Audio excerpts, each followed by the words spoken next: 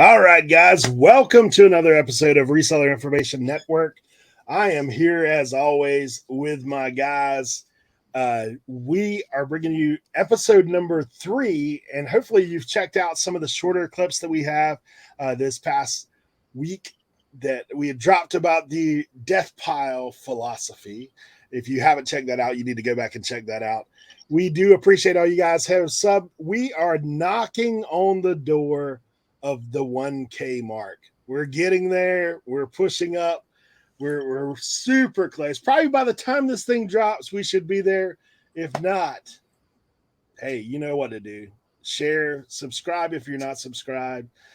Send it out to your friends that are in the reseller world that maybe need some extra help along the way. That's what we're here for, is to bring you reseller content. So today, let's go ahead and welcome our panel to the screen. They're here. They're hanging out. We are -1 today, but we will start out with my man. You know, there has been a dispute this week about this. I always say this: the most 7-Eleven points in the reseller community, and also our resident glass savant. You know, he's at these estate sales. You know, he's having to throw a stiff arm every once in a while to the grannies out there to make sure he's getting the Fenton and the vases and all this kind of stuff.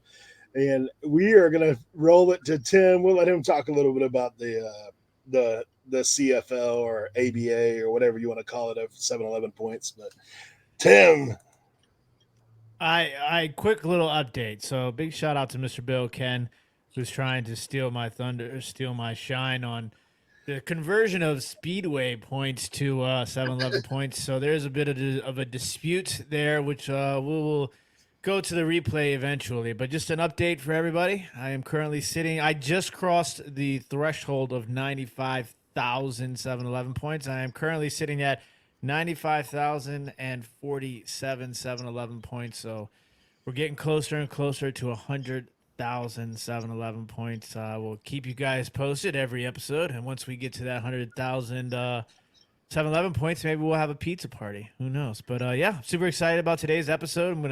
Got some stuff to talk to you guys about. And hopefully you guys are learning and are being entertained every time you guys tune into this show. These guys got a lot of awesome information that they've been dropping. I actually learned from everybody on the panel, and I think that's the best part about this is we're all learning, we're all having fun.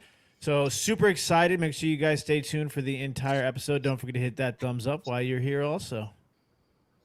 All right, man, we are so appreciative to have all the guys that are on this panel. I've known all these guys for a long time. This next guest, I can tell you, man, I recently had the opportunity to pick once again with my man Blood, Sweat, and Sell. And I can tell you, bro, like you talk about the flea market marathon, like he's lapped me 3 times before I even got down the first row. He's like, "Oh, you haven't been up here yet?" I was like, "Leroy, man, Leroy's got a little quickness for a big guy. He's got a little quickness. He's rolling through the flea market. He's getting the deals. I've already been back to the truck once. That's what he'll tell me when he comes back around for the second time. But my man, Leroy, Blood, Sweat, and Sell. What's going on, Leroy? What's going on, everybody?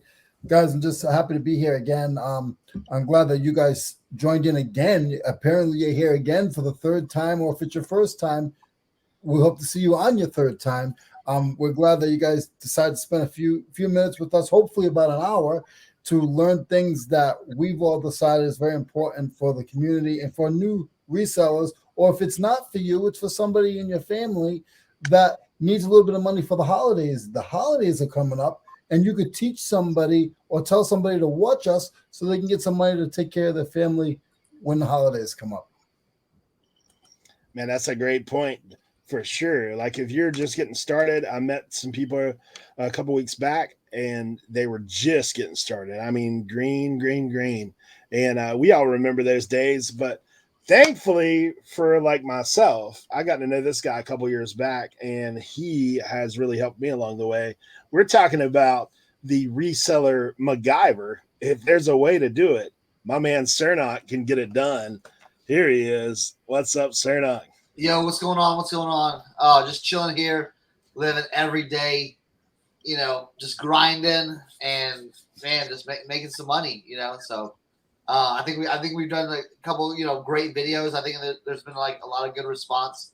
So like again, like I said, like everyone else, we're just trying to bring you like good information, and I've got some good tidbits for y'all today as well. So keep it going. If you like the content, keep liking, subscribing, commenting, all that jazz. All right.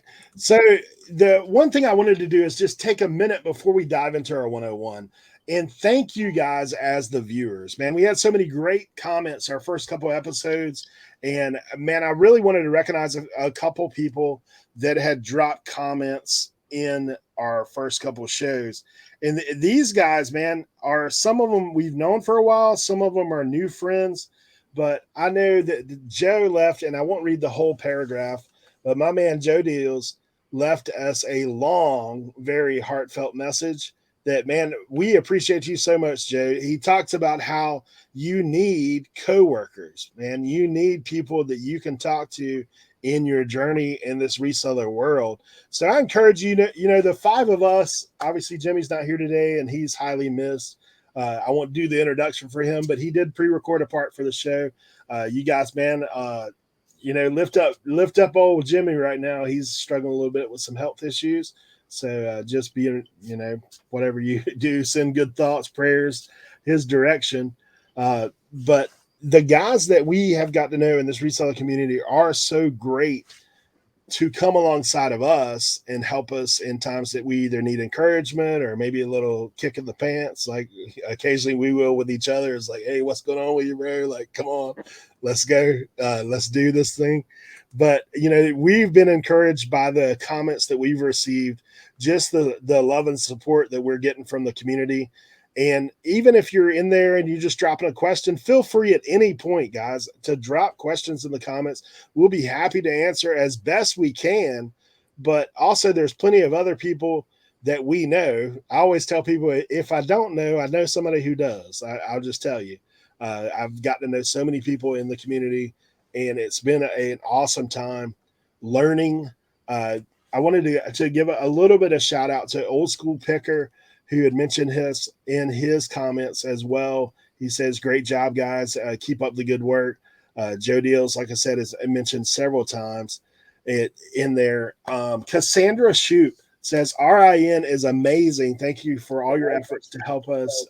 Commonwealth Picker, shout out Kevin, recommended her to us. And he says, amazing info, and I'm going to watch every episode. I'm just getting started reselling. Shipping seems to be the biggest fear, but your segment on shipping was very informative. Thank you for explaining it. Appreciate it. We thank you, Cassandra, for watching us and coming and hanging out. So much love to all you guys that have left comments. Feel free to drop comments. We are happy for any and every comment. But be kind to one another. Just remember that. Be kind. So we're going to dive right into the 101.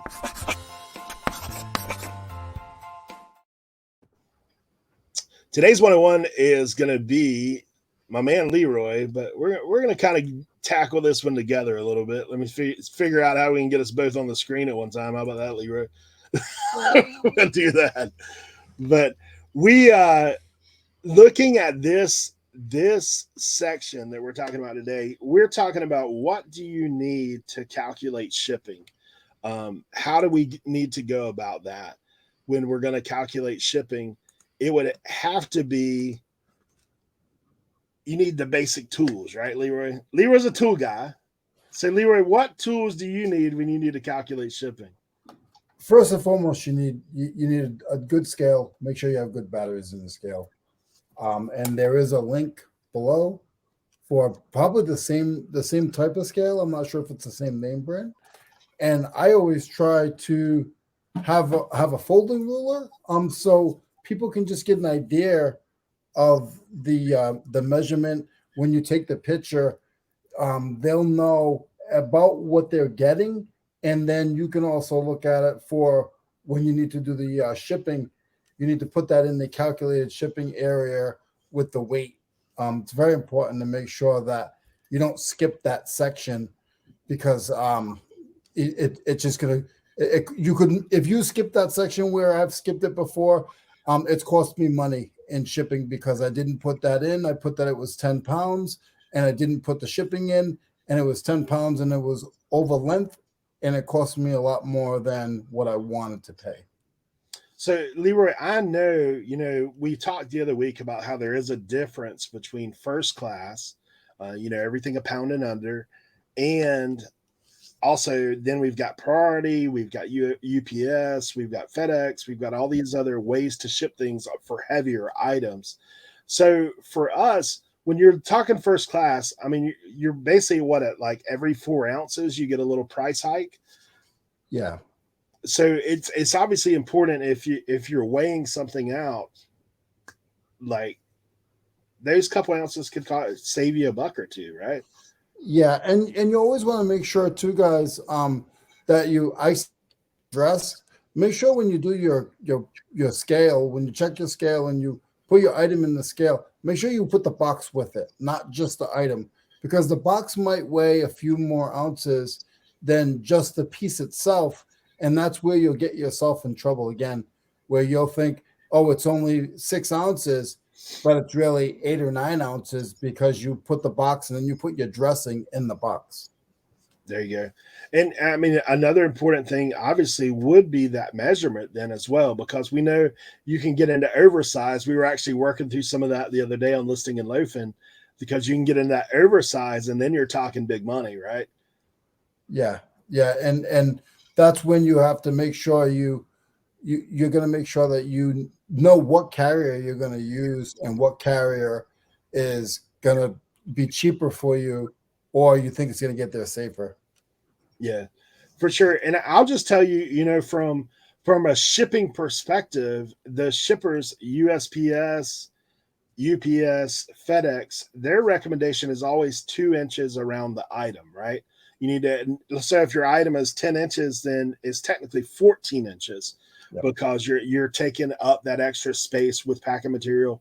If you have to file an insurance claim, one of the first things they say was there 2 inches around the item when you ship it. Is it been protected? So it's not just the item. I know it's an extra step in your shipping process, but it's going to save you money in the long run, for sure. And there's one point that I did want to bring up really quick before we end this segment is, when you're a beginner, if you're a beginner and you're trying to save money, you're trying to, don't be too cheap. Make sure you put, the right amount of stuffing and stuff inside the box. But there's stuff that you can recycle. You can recycle boxes. I get a lot of my stuff from a furniture store, and I use their old padding, and I use that with saran wrap. So there are ways that you can save a little bit of money getting recycled items as you begin and learn the process. That's a great point as well. I know for me, I actually live in an area where we have to use paper bags for groceries. A lot of times I use those paper bags, recycle them into void fill. So there's ways to save money, even when it comes to scales. Now, I will tell you, I don't have the fold out ruler. I've got the little mini Stanley is what I've got to make my measurements. What Leroy has is a little bit more ideal. You get 2 measurements at one time, yeah. But don't feel like you have to spend an exorbitant amount of money. More than likely, you've got a tape measure, access to one, use it, even if it's a cloth measure. That I know these guys that are sitting on the sidelines right now. They have those things because they're clothing guys. They know what the deal is. You got to have the little cloth to pull out. I use a yardstick occasionally. That's one of my things. So, and guys, you got to make sure that when you go to these yard sales, yes, you're buying stuff, or wherever you source your stuff, you're buying stuff, of course, to resell. But all of us on this panel have gotten a lot of things that we use to do our reselling from our sourcing. So I know Cernoch had got a good pickup this week where he got something that he looks for. I know Eric had got one of his scales from there. So when you guys are at these places looking for your items, make sure if you see something that you can use for your reselling as a beginner, make sure you pick that up, see if it works, and you'll save yourself some money right there. Absolutely. Hey, well, we appreciate you, Leroy, as always, and we're going to dive right into our next segment. Let's get everybody back on stream here. And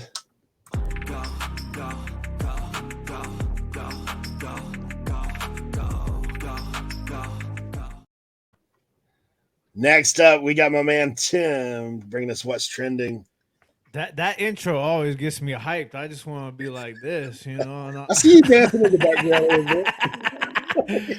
Nah, but so today we're going to be talking about some a particular trending item in the world of vintage glass.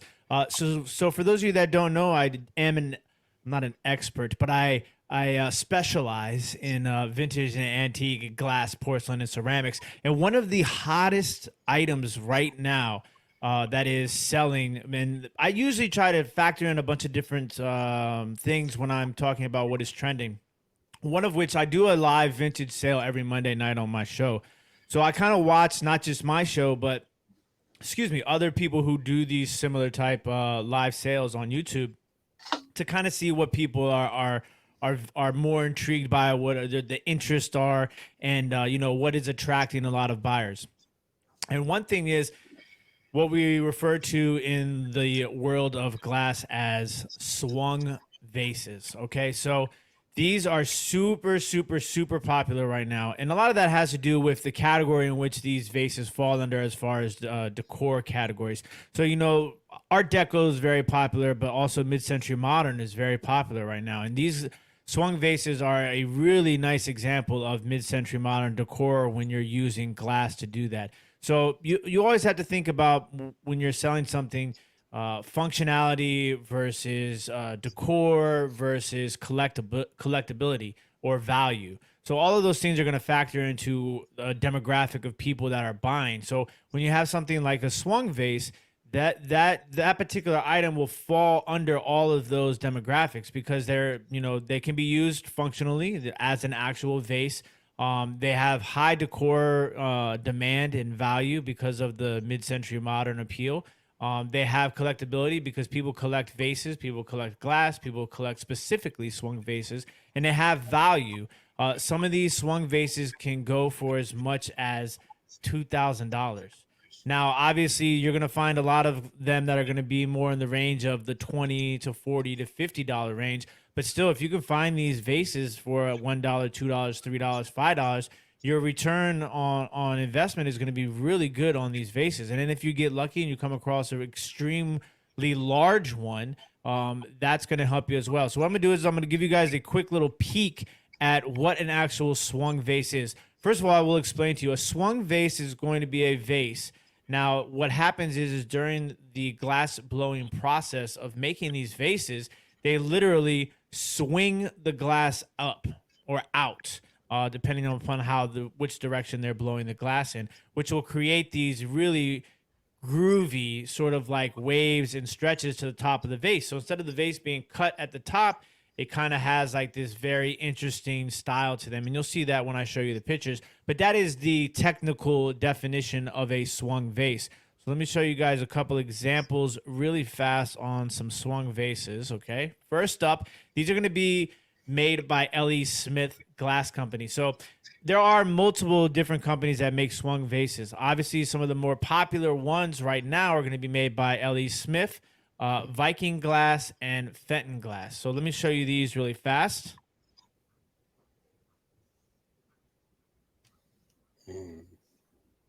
So these are L.E. Smith Glass Bittersweet. These are like a Amberina style glass, meaning they have that sort of orange to yellow to red colorway. These can be extremely valuable. Some of the larger ones and the more funky size ones can sell for crazy money. So the things that are going to determine the value of the swung vases is obviously going to be the appeal of the swung. So however that, stretched out part of the glass that has been swung looks, that's going to be one. Another one is going to be color. There's going to be certain colors that are going to have more value than other colors, the harder to find colors, and then, the more appealing colors. Then you're obviously going to have size. Some of these swung vases can be like 5 feet tall. I mean, that might be a little bit of an exaggeration, but I mean, feet. We're not talking about like, like a little flower vase. Some of these vases can be extremely large and can sell for thousands of dollars.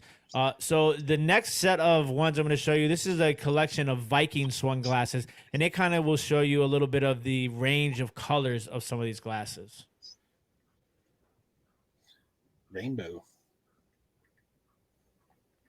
And you can see, if you look up top there, you can kind of see where some of that swung is. The top of all these vases are all different because they are hand-blown glass, so they have been swung out a little bit different than some of the flat cut top vases that you will see. Now, what you want to do is this is a very simple term. There are I want to say there's over 300,000 swung vases listed currently on eBay right now.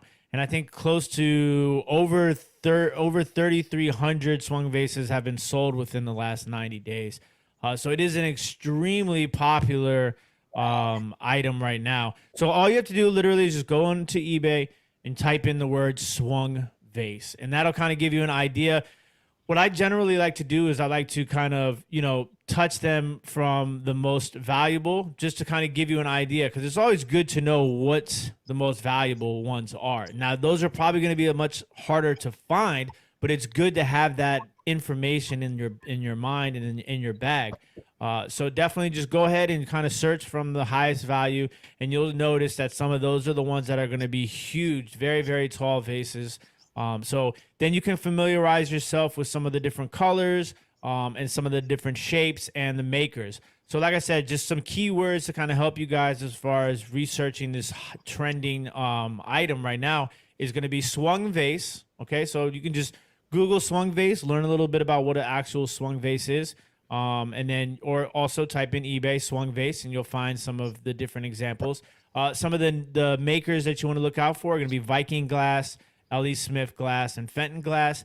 Now, a lot of times these swung vases are not going to have markings on them because they were made during a time in which these companies used foil stickers. If you find one of these vases with a foil sticker, that's obviously a bonus and will help you in not just identifying it, but selling it and add a little bit of more value to it as well. So once again, L.E. Smith glass, Fenton glass, and Viking glass.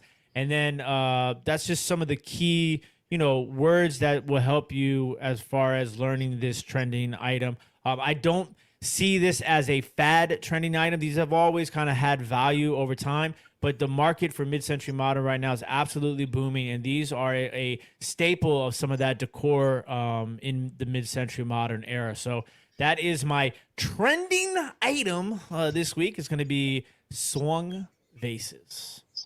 Nice.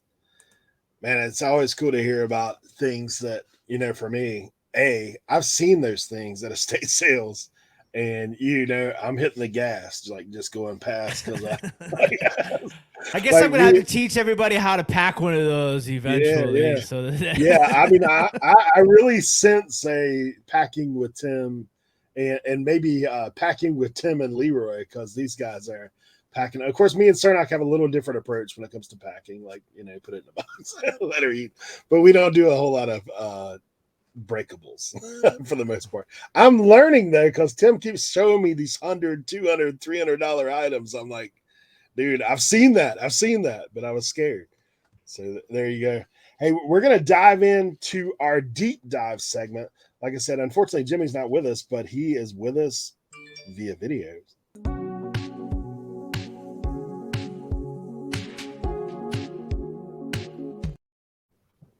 Let's go, Jimmy. All right, welcome to the segment of the show we like to call Deep Dive, where we just take a little bit deeper look at items, give you an idea what to look for when you find these items and what they could possibly be worth. I want to look at Furbies. Something I love to find, buy, and sell are Furbies. I actually just sold this Furby right here. I picked it up for $15 at a yard sale, and it sold for $49.99 plus shipping. This is new sealed. This is like the ideal thing to find, is find an original one from the 90s, 1998, right there, by Tiger Electronics. Brand new sealed Furbies. This is obviously the ideal thing to find. It's an original from the 90s, still sealed in the package, and what's overall is really good condition. So always keep an eye out for Furbies in this condition. And they're pretty common to find for the most part. You're not going to find them every day, but I've probably come across 12 of these over the years I've been selling the last 4 years.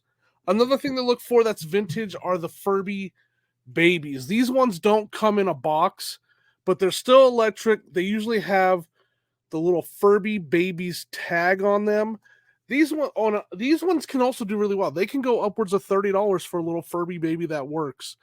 So they're a little bit smaller. They're still electronic. They still talk. They're still fun little, creepy but fun little figures. So I always look for Furby babies. What's the year on this guy? 1998 also. So also vintage. Keep an eye out for Furby babies with the tags or without the tags. You always want to open up the battery compartment, guys.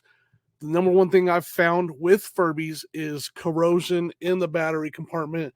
They're just old enough from the 90s, and some of them have the original batteries in there and full of corrosion. So if you can, before you buy them, try to check that. It's okay to buy them if they're priced really low. Get home and check it, because even if it doesn't work, they still have some value, but they are worth quite a bit more if they work. And another thing is there's modern Furbies out there. There's a Chewbacca one. I've sold this Chewbacca one a couple times. He has the new digital eyes, but this Chewbacca one can easily go for $30 plus shipping out of the box, just like this. I've sold him a couple times. There's digital Furbies. Like, this is an example of the digital eyes. So like the old eyes you can see are more mechanical. They blink. The new ones are more of a digital, almost like an anime look to them. But these, again, $25 to $30 plus shipping used. And then there's the new Furbies that are called Furby Connects. They're like a Bluetooth Furby. I've never had one, but they also sell well. And you can find those new in the box pretty well. $30 to $40 plus shipping. And, I don't know exactly what they do. They're Bluetooth. I believe they just connect to your phone and you can control them with your phone. Don't quote me on that. If you do know about those, let us know down below. But they are fun. Furbies are just fun. I love finding them and selling them. And I've sold quite a few over. Now, there are some collectible ones. Keep an eye out for like the collectible ones that have like a rare, like the Chewbacca one, like I said, or like a Millennium one or a Christmas one. Those ones tend to do a little bit better. So keep an eye out for those ones as well. There we go. Thank you, Jimmy. Appreciate you. Next up, we are going into that time. Reseller hacks with none other. Like I said, Reseller MacGyver coming your way.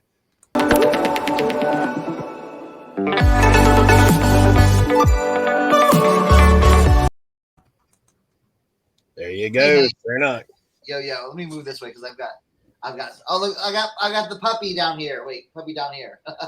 Down here, look. All right, so today we're going to be looking at what you should do with some of your older items. So there's a big discussion like, hey, how do I get my older items? They seem like they've fallen off. So what I always suggest, and I've seen it on a lot of different forums and groups and stuff like that, is basically the end relist method. Now there's other people that like, hey, I like to sell somewhere, but I'm going to show you what I like to do. Now, this is especially good when maybe you don't have a lot of listings to do that day. This is something that you can do just to kind of generate more activity on eBay. And this is what I call the end relist method. So there's a couple ways to do it. I usually try to find my some older items, not new items, but like older items, things I've had up for 6 months, 9 months, maybe even a year. So I'll go in and find those. So let's take a look at this one. So right here, I have this Las Vegas Golden Knights hockey jersey. Now, hockey is just starting back up. And so, you're getting fans and getting people more interested. So I have 6 views, 2 watches, but I've had this listed since last year, hockey season. So what we're going to do is I'm going to show you just like a quick end relist. So I found this item that I'm like, let me relist this. So when I relist it, I'm looking at pictures. Are the pictures good? Is the title good? Is the information, the item specifics? It's a way to review a past listing you've done because we do so many listings sometimes it's good to go back and take a look at what we've actually done. So we're going to go ahead and do that. So what we're going to do is, you see those 3 little dots? See the 3 little dots? Wait, this way. The 3 little dots all the way in the end. So if you hit that, you'll have this thing that says revise, share listing, see traffic, sell similar, end listing. So what I'll do is I'll end the listing here. Okay, so I'll click on that, end the listing in red right there. All right, and then I'll say this item is no longer available for sale. So pretty easy. All right, then I will relist the item. Now, some people are like, well, why don't you do a sell similar, blah, blah, blah. So relisting and sell similar. Now, the reason I do relist items on items that I currently have in my store is because if I have watchers, I have 2 watchers.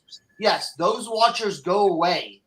But what happens is they receive a message and an email, hey, this item is no longer available, but here is the relisted item. So they'll find that like maybe in their watched items, they'll get an email on that.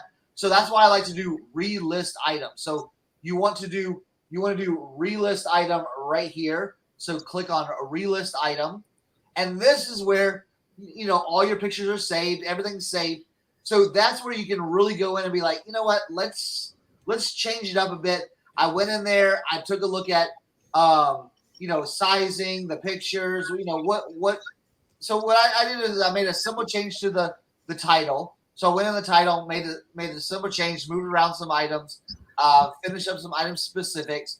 I was happy with my listing again. And so I just go in and list your item, list your item, and boom, success. You've relisted your item. So this is going to basically give it's going to give your item a new eBay number. It's going to move it to the top. It's going to do all those things because a lot of times your listings do get stale, and this is a way to really get refresh your listings. And I mean, look, it might take you maybe a couple of minutes on each listing. So maybe in the evening when you're sitting around just watching TV or something like that, go through on your phone with your listings and go, that's an old listing. How can we make that one better? And use this process that I just showed you. All you have to do is end relist. And I've had it a few times where I did that. Boom, sale. So I'll report back to y'all next week if this hockey jersey sells because I end relisted that. So again, and the thing too, if you have a lot of listings, if you have thousands and thousands of listings, this is something that you may want to do every day. Introduce this into your workflow where it's like, you know what, I'm gonna take 10 items and I'm gonna end and relist them every day. End relist. I'm gonna pick the oldest listings and I'm gonna relist those and see if it'll work for you. It's definitely worked for me and it's worked for a lot of others. That's why I'm bringing this information here for y'all today, and hopefully that helps y'all and sell more items. So, yeah. All right, man, we appreciate it. That's always helpful information as to how to refresh your items, and definitely increase your sales is the goal for all of us, for sure. I did 82 yesterday of those. Yeah. I try to at least do 10 a day, just get some old listings, and because your listings become stale and stagnant. It doesn't matter if you have promoted listings on or whatever, they go away. Sometimes you look at those old listings too, you're like, what is this? Oh yeah. My pictures have gotten so good that I'll look at some of the older listings and be like, ooh, what is that? Ugly. Yeah. And there's something that I do as well, as I'll go in my bins and I'll take a bin every day and double check and make sure it's actually still active. Sometimes they're not active, and then I'll relist them like these guys are saying. Yeah. Yeah. There you go. Hey, so we're going to dive into the Q&A section of our show.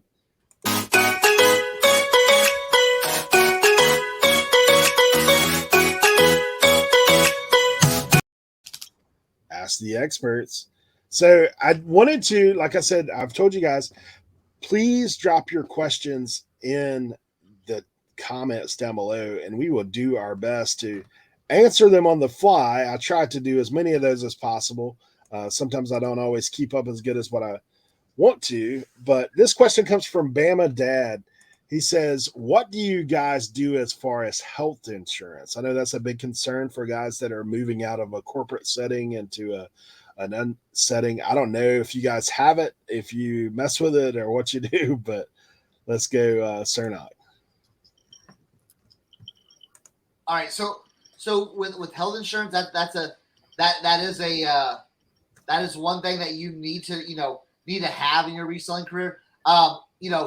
I have the single coverage, through the government and everything like that.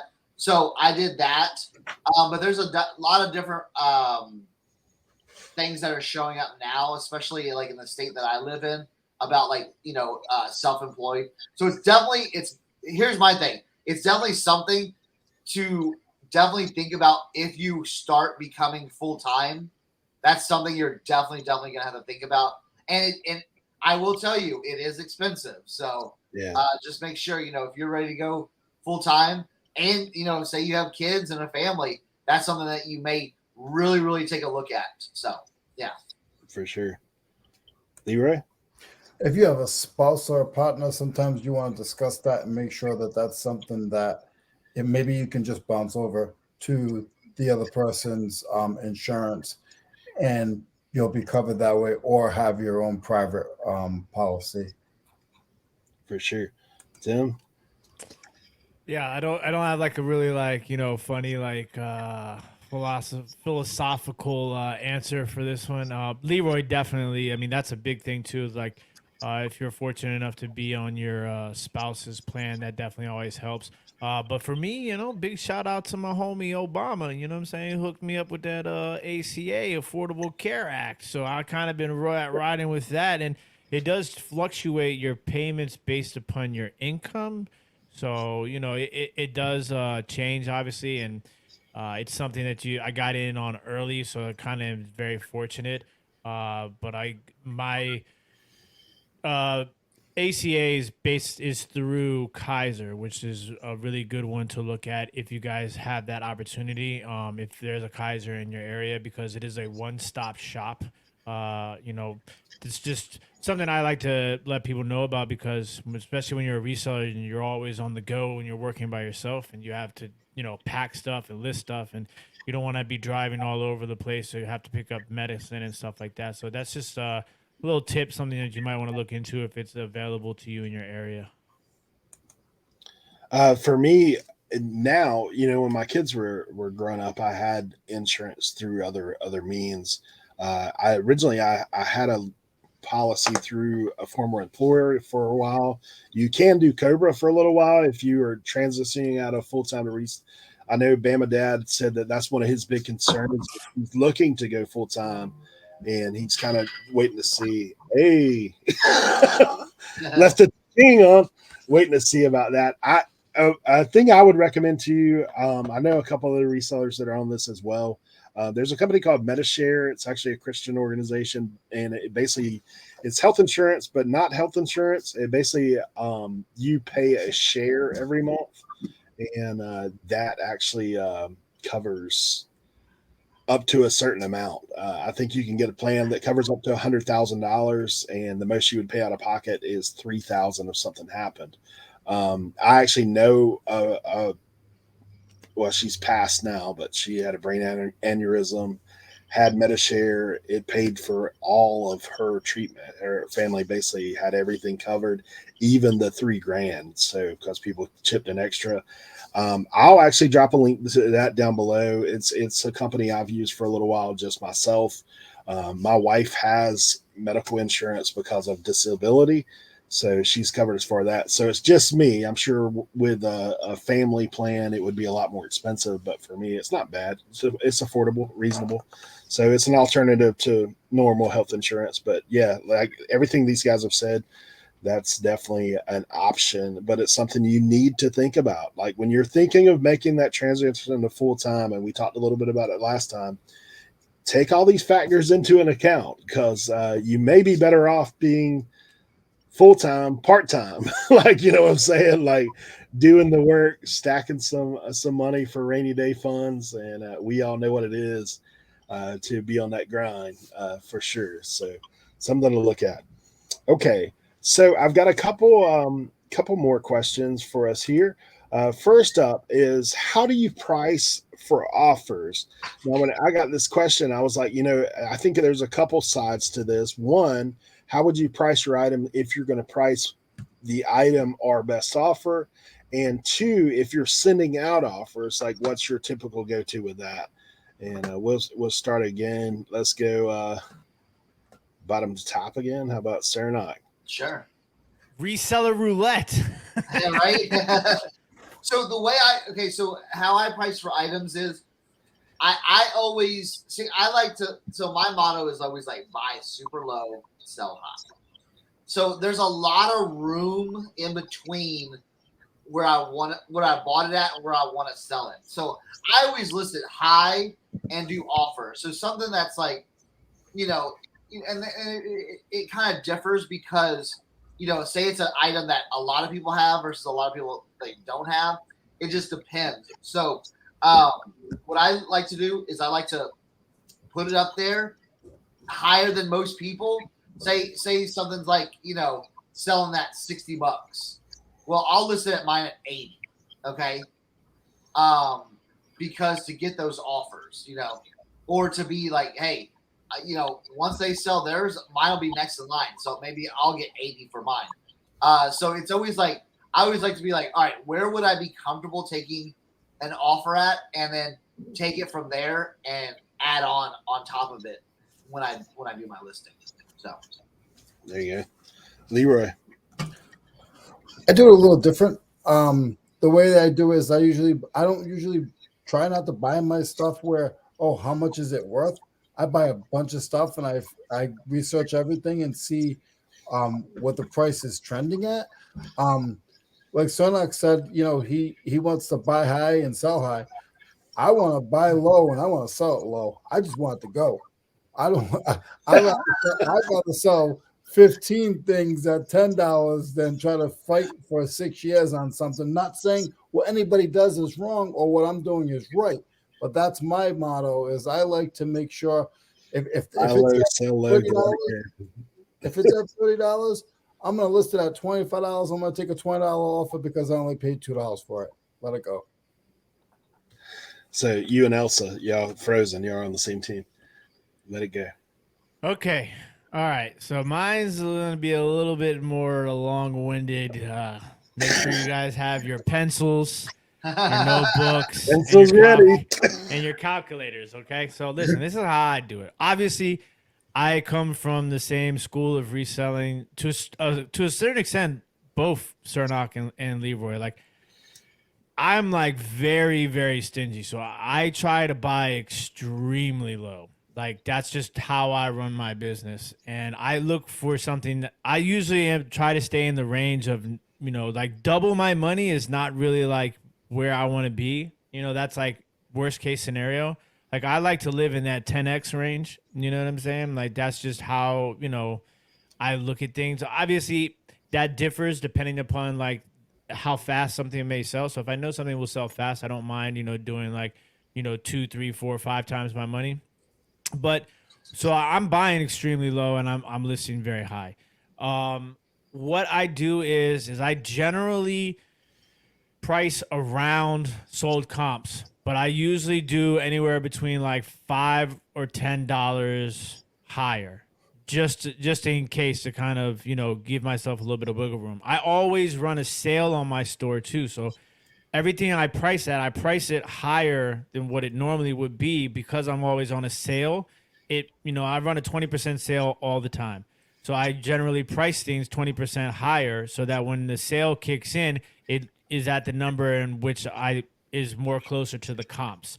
Okay, so then depending on offers, if I've had something for forever, and then I'm very much more likely to take a reasonable offer. So you know what I'm saying? Like, I'm not going to take something 50% less, than what it's listed for. But like, if I list something and I get an offer like within 24 hours, I'm only going to be in that $5 wiggle range of accepting an offer because I just listed an item. So basically what I do is everything I sell is in a price range. Okay, so the lowest, I mean, I have some really low dollar items but because it just kind of like came with like a bulk buy or something like that. But generally I'm like in the $15 is going to be like my lowest dollar item. So if I have something listed for $15, I'll take an offer maybe of like $11. Okay. If it's a $20 item, let's say $19.99, I'll generally do like $16.99 would be my offer. And I'm sending offers every single day. I send offers. I look at my items that are available to send offers, and I send offers every day. And then so say it's a $30 item, or basically about 20% is like $31.99. So I'll send out an offer of $27.99, anywhere between $24.99 and $27.99. If it's a $50 item, I'll send a $40 offer. If it's a $75 item, I'll send like a $60 offer. If it's a $100 item, I'll send like a $75 to $85 offer. So like I keep it in like a percentage basically of what I would send the offer to based upon what the actual listing price is.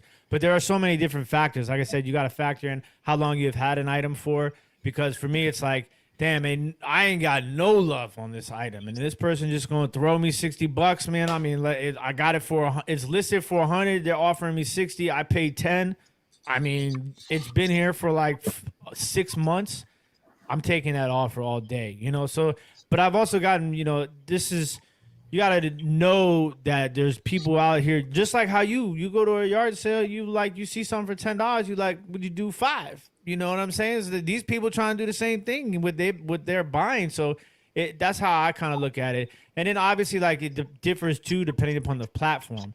So like we all know Poshmark offers ain't like eBay offers. That's just call a spade, because you're gonna get some lowball offers on Poshmark. And then sometimes you're gonna get these offers where I'll go back and forth. Don't get offended. It's easy to get offended by some offers sometimes. So like if somebody sends me an offer for like, there's a line obviously. Like I got a $50 hat and somebody sent me an offer on Depop and they just sent me a message that just said 15, and I almost want to just be like go back and forth with like numbers just like to like mess with them, but I'm not. It's just like you have to counter offer is your friend, and then especially if they're like really low and then they go like $5 higher but they're still really low, send them the same offer. Eventually they realize that you're not going to budge on that number and they're either going to move on or they're going to buy it at that number. So don't be afraid to counter offer. That's super important also. Yeah, I mean, these guys all know, and multiple people have told me, they're like, Kevin actually told his uncle when we were at Uncle Mark's, he's like, I'll just tell you, Eric's cheap, man. He's gonna get cheap. I did pay up a little bit there for sure, because there's one of those things. But for me, I mean, obviously when you're buying items, you kind of know. I do buy in bulk quite a bit myself, so I always call it hedging my bets. So I'm buying 5 items for what I would have bought 1 item for. So it gives you a little bit more cushion as far as selling. Offers, I used to not be our best offer guy. I used to not put it up there. And then I realized that it's another metric that eBay is looking at. It kind of gives you a little extra push when you have our best offer. People are going to, when I'm shopping on eBay, I look at our best offer because I've already told you I'm cheap. I'm going to try to send an offer and get a little cheaper than what someone has it listed. So if you put basically mentally your lowest price you're going to accept. And how many times, oftentimes we are on our Tuesday listing show that you can check out every Tuesday, 9:30. But we're on our Tuesday listing show and somebody will get an offer. And we always ask the question, should I take this or not? And then generally the chat, more times than not, if it's reasonable, they're like, take it. It's a sale, man. It's been sitting in your store. And sometimes taking an offer is going to give you a little jump start, right? Like it might start the day and you sell something else behind it. Like it just gives you a little sale, a little action going on. So for me, I've recently started doing our best offer, and you do get ridiculous ones. And even if you don't have our best offer up, people are going to send you messages and they're going to say, would you take this? To which, like, I was sitting there thinking math in my head when he said 15. I would have been like, reply, 15 $5 bills? Yeah, sure, I'll do that. You know, like there's things that people are going to send you at, and like sometimes it is like ridiculous. Like I actually had a $150 hat. Somebody sent me $20. I was like, for what? The shipping? Is that what you're looking to pay for? Like, you know, it's one of those things, but same thing at yard sales. I've done that. And I've said, hey, don't get offended, but if you're asking me for a price, I'm going to tell you what I want to pay. Like, it may not be what I'll actually pay, but it's what I want to pay. So price your items accordingly. If you're going to do our best offer, it is probably better to price it up a little bit so you've got more cushion. If you're going to send offers, I mean, for me, depending on whether I'm on my phone or on the computer, usually once a day I'm on my computer. If I'm on my computer, I'll just send a percentage off, like maybe 5 to 10%, send it out. If I'm having a bad sales day, you may get a little better offer. You may get a 15, you may get a 20. Like if I'm trying to get something moving, we may just put it out. But what I always do is look down that list. You can go in and click, you know, items available for offer, and kind of look down that list. Is there anything I'm willing to not let go for 20% off?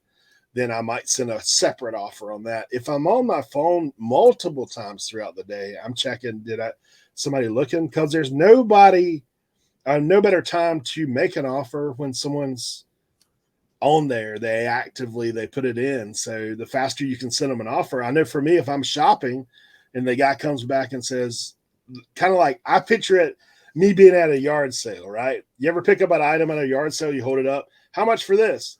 They give you some stupid price. You set it back down and you got to walk away. Cause like sometimes if it's a stupid price, I won't even say, would you take this? I just set it down and get to walk away. And then occasionally they'll say, would you do it for, and now we're getting somewhere, you know, that kind of thing. So I kind of think with the best offer, if somebody watches your item and all of a sudden they get a little notification that says this guy's willing to give 10% off this item. Mm-hmm. Yeah, let me get on that.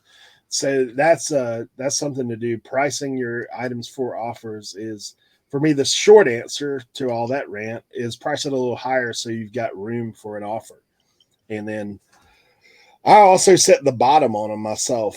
Like that's just personally. Like if I do our best offer, I'll go down to the ridiculous pricing and remove all that so I don't get the notification for it. That's what I do. Mm-hmm.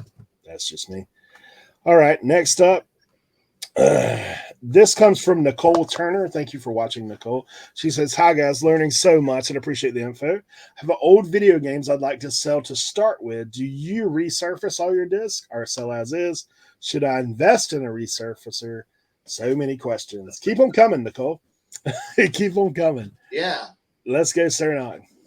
All right. So this question is a good question, but it kind of like dives into some things with like newer resellers. So I'm gonna attack it that way. You know, you gotta find what, you know, like your old video games. What are they worth? If you come across a ton of like valuable games that, you know, need resurfacing, and that's something that if you invest in it, you're going to be able to pay for it. Absolutely. Yes. Go ahead and do that. But so I'll tell you this, those disc resurfacers, the good ones, can be expensive.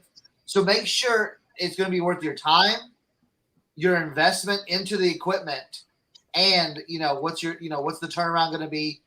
How are you going to be able to list it? You know, if you have a bunch of, you know, if you have $10,000 worth of video games that just need to be resurfaced, it might be worth purchasing one of those for $700 to $1,000 to resurface the games. But if this is something that you're just getting into, you know, I'll tell you this, disc resurfacers, there's good ones, but the cheap ones are super, super bad. All I know is the people that have done it, you know, you need to get the high-end ones. The high-end ones work. The low-end ones don't. So there you go. Yeah. Yeah, so I'm going to flip the script on that a little bit. I do not do video games, never done video games, but on the aspect of should I clean something just in general, if you think that you can get a few more dollars for it or it just needs a little bit of cleaning, then I definitely think that you should clean it and get it fixed. And we're probably going to be doing something on that, each of us, on things we use. We might have it in the description. So please look forward to seeing that in the future of things that we use to clean stuff. So on my end of it, I think that if you think it's a quick fix and a quick clean, then I definitely think that you should clean the item. I know it's not with the disc, but that's how I look at it, as cleaning in a hole. Tim. I mean, I'm just going to tell you right out the gate. I don't think it's a good idea. No, I would. To me, it's just like, unless you are a video game connoisseur, video game seller, like, then yes, you know, like you would want to have a resurfacer. You'll want to have like a system that you hold in your, you know, place of operation so that you can test games.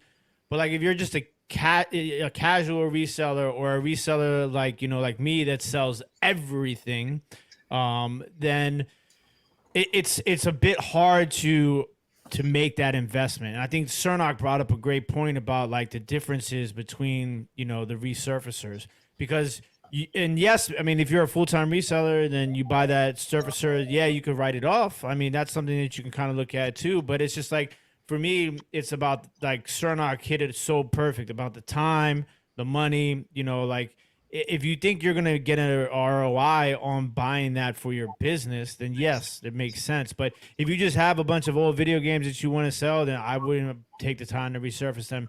I mean, 9 out of 10 times, maybe that's a bit of a crazy number, but I just say a lot of times people who are buying these video games themselves already have a resurface probably. A lot of people that buy these video games are collectors, are video game enthusiasts, are video game resellers themselves. So they'll buy these discs and take care of that themselves. So it's not something you should feel obligated to do. I don't know if they are, like, if you came across a crazy valuable game, or, you know, I don't know if there's a service out there that maybe you can just get it done, you know, individually whenever you come across a very expensive game that needs to be resurfaced. But to me, I think you can spend your money better for your business than to buy a resurfacer, especially with like the way that people are like going goo goo gaga, you know, out there sourcing for yard sales for video games. Jeez. Sorry. Yeah. Absolutely. I actually answered this question in chat for her as well, but I wanted to bring it for everybody in case you're not reading the comments. You know, what they've said, like dittos all the way around. One of the things I did suggest to her is, there are ways, if it's a scratch disc and the game is decent enough, like you could either I've actually used this. It works. It sounds weird, but deodorant works on a scratch disc. If it's a minor scratch, if it's a deep scratch, it's pretty much toast. But like, you can actually put deodorant, because a laser reader is just going to read the disc, and if there's a gap in that laser read, it'll skip it. But like, I've played games that I fixed with deodorant. It's not every kind of deodorant. It's like you got to leave it on there, let it dry, and then kind of skim it off a little bit. There's YouTube videos about it. Unfortunately, I don't have one, but I would just, if you're brand new, pick out the ones that are going to sell the fastest for one, and the ones that are going to sell for the most money.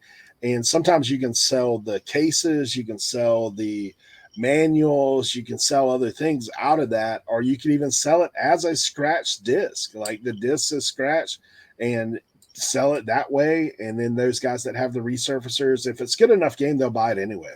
It's one of those things. But otherwise, don't waste your time.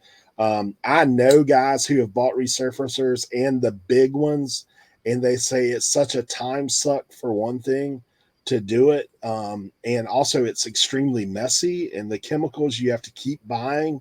Like, you can't just say, okay, I got a disc resurfacer, I'm good. Like, there's other components to that. So unless you're doing it full time, you're all about the media, probably not a good investment.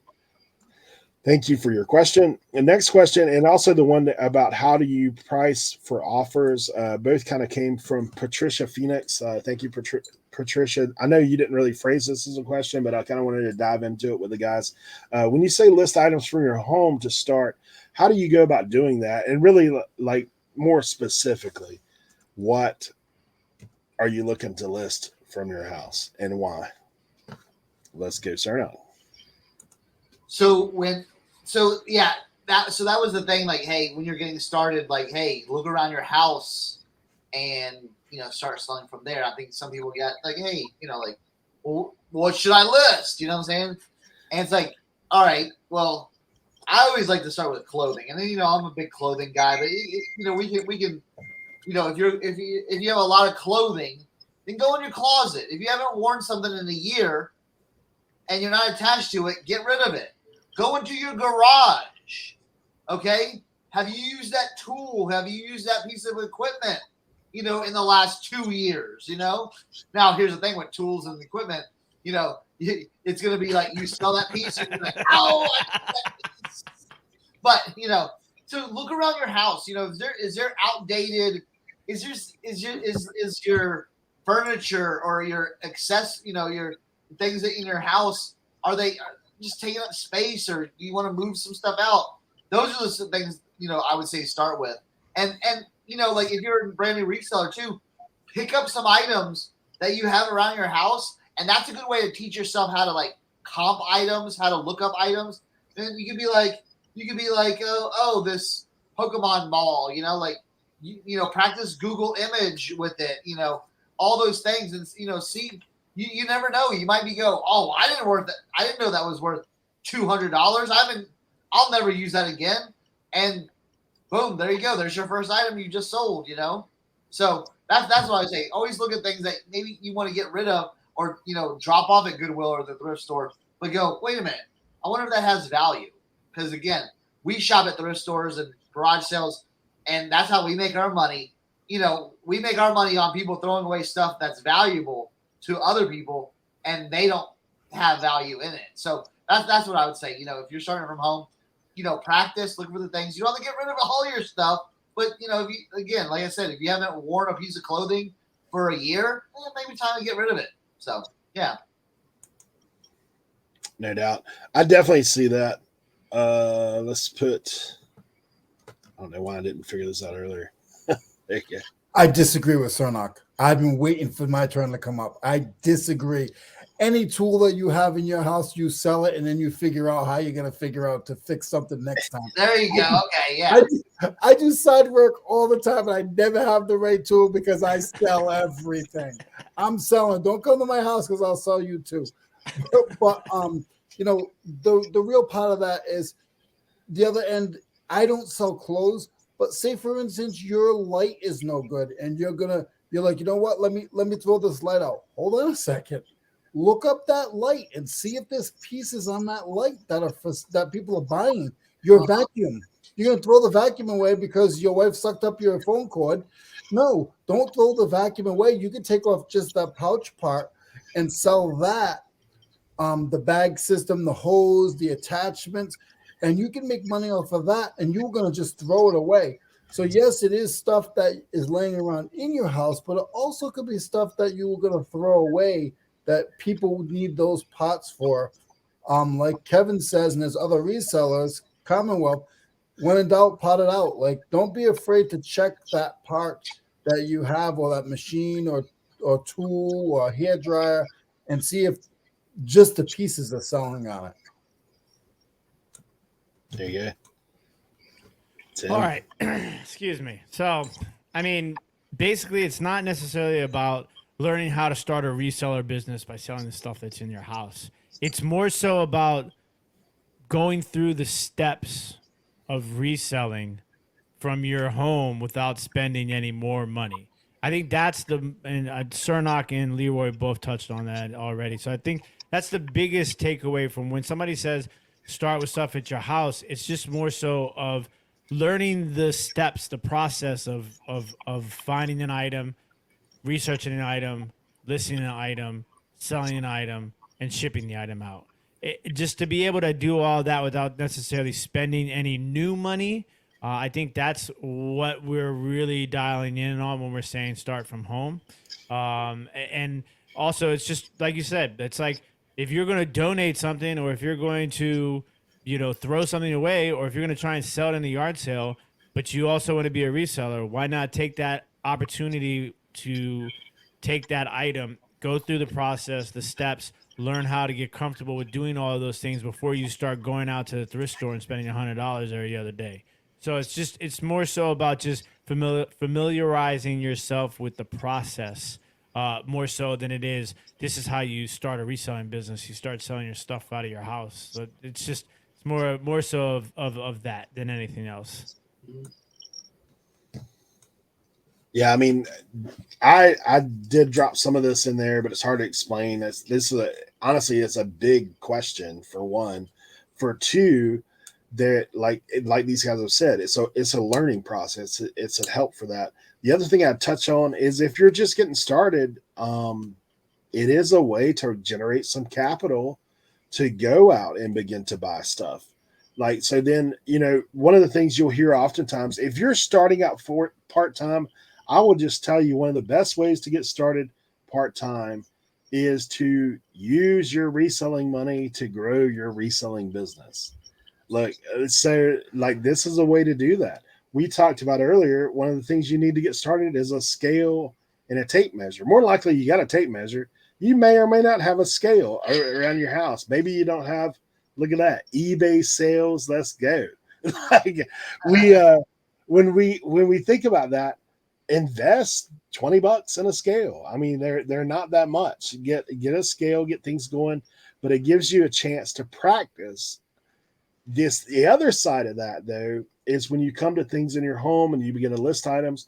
Initially, when you open your eBay account, when you open your eBay seller account and you're getting ready to sell items, you are not going to be able to list but so many items at a time. So you're going to have to use the other side of learning about reseller is looking at that sell-through rate. Hey, if there's 1,000 items listed of this particular DVD you've got at your house, yeah, and you are fixing to put up 1,001 of those items, and then you look at the sales rate by clicking the sold. We talked about this in a previous episode. Please go back and watch. If you go back and you look at the solds of that, and there's only 10 sold, the likelihood of you being one of those 10 to sell in the next 90 days is extremely low. There's two things you could do in that. A, don't list it. Like, it's not worth it. Like, don't list it. It's probably not going to sell other than just to practice with it. Don't use that up as one of your 10 items because that'll be there 10 years from now right. when it finally sells. Or give it away. That's the only other way to do it. Hey, I am going to list this thing and I'm going to put it up for $4. Like, or you may even take a bath on it. Like, sometimes I'll look at listings like, why did this guy sell this for 99-cent free shipping? Like, how does he even do that? Well, how he does that is he might be one of those guys. He might be just getting started. I've got 10 listings I can put up. That's all I can put up. Maybe I'm just going to ship this out to somebody for 99 cents so that I could get one listing sold, to start getting some feedback. That might be the reason behind it. What I'm telling you, if you have that much in that sell-through rate, like there's so many, you're either going to have to be the cheapest or the best. And the best may not sell because people are cheap. So you're probably going to have to be the cheapest to get yours to sell first. Mm-hmm. So for you just getting started, yes, go around, look up everything at your house. Like, look up everything. Like, when I first got started, I did that. I went around my house. I was like, I'm like, honey, we ain't use this and however long, let's sell this thing. Like, I'm one of those things.